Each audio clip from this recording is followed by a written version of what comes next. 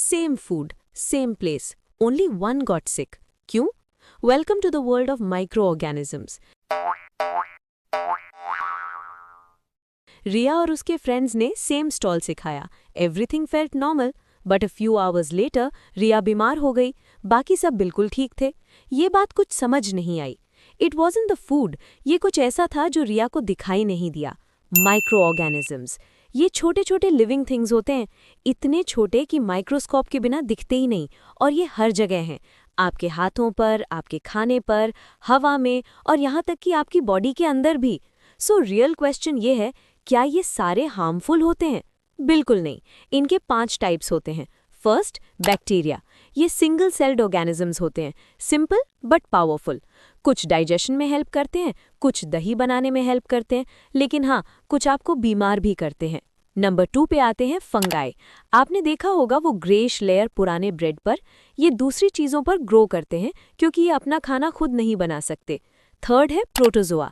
ये tiny animal like organisms हैं जो मलेरिया जैसी डिजीजेस फैलाते हैं. नेक्स्ट है एल्गी. वो ग्रीन लेयर जो पॉन्ड्स में दिखती है, उसको हम एल्गी बोलते हैं. ये सनलाइट यूज़ करके अपना खाना खुद बनाते हैं. और फिर आते हैं वायरसेस. ये पूरी तरह से अलाइव नहीं होते, लेकिन एक बार बॉडी के अंदर चले गए तो बहुत फास्ट मल्टीप्लाई करते हैं. वेट, अगर ये हर जगह है तो हम हमेशा बीमार क्यों नहीं पड़ते? ये सवाल आपके क्लास 8 साइंस चैप्टर 2 का सबसे इम्पॉर्टेंट पार्ट है. क्योंकि सच तो ये है कि नेचर में माइक्रो ऑर्गेनिजम्स फ्रेंड एंड फो दोनों की तरह बिहेव करते हैं. कभी डो को फूलते हुए देखा है? जब यीस्ट शुगर पर एक्ट करता है तो गैस प्रोड्यूस होती है. इस प्रोसेस को फर्मेंटेशन कहते हैं. इससे ब्रेड सॉफ्ट बनती है. और लैक्टोबैसिलस जैसे बैक्टीरिया दूध को दही यानी कर्ड में बदल देता है.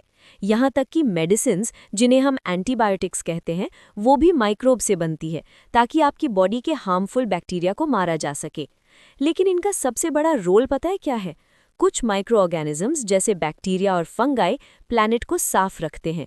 ये डेड प्लांट्स और एनिमल्स को ब्रेक डाउन करते हैं और न्यूट्रिएंट्स वापस मिट्टी में मिला देते हैं. इसलिए हम इन्हें डीकंपोजर्स कहते हैं.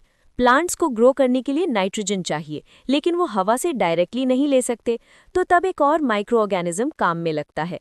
उसे हम राइजोबियम बैक्टीरिया कहते हैं. ये नाइट्रोजन को यूजेबल फॉर्म में कन्वर्ट करता है. इस प्रोसेस को हम नाइट्रोजन फिक्सेशन कहते हैं. हवा और मिट्टी के बीच का ये मूवमेंट नाइट्रोजन साइकिल है.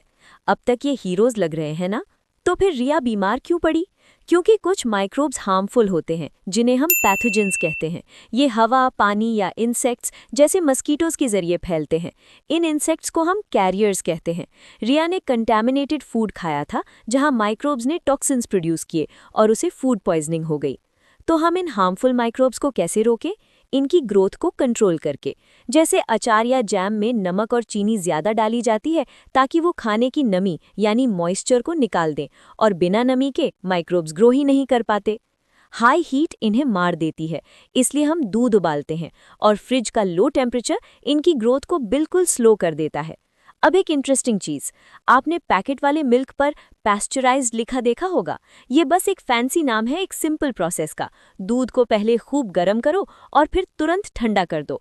इस सडन टेम्परेचर चेंज से माइक्रोब्स को संभलने का मौका नहीं मिलता और वो मर जाते हैं. और जो ट्रिकी वायरसेस होते हैं जो ऐसे ही नहीं रुकते, उनके लिए होते हैं वैक्सीन्स. वैक्सीन आपकी बॉडी को ट्रेन करती है ताकि इन्फेक्शंस शुरू होने से पहले ही उनसे लड़ा जा सके. माइक्रो ऑर्गेनिज्म सिर्फ दुश्मन नहीं है, ये हमारी हेल्प करते हैं, हमें प्रोटेक्ट करते हैं और लाइफ को सपोर्ट करते हैं. लेकिन अगर इग्नोर किया तो नुकसान भी पहुंचा सकते हैं. आप इन्हें देख नहीं सकते, लेकिन ये हमेशा वहीं होते हैं.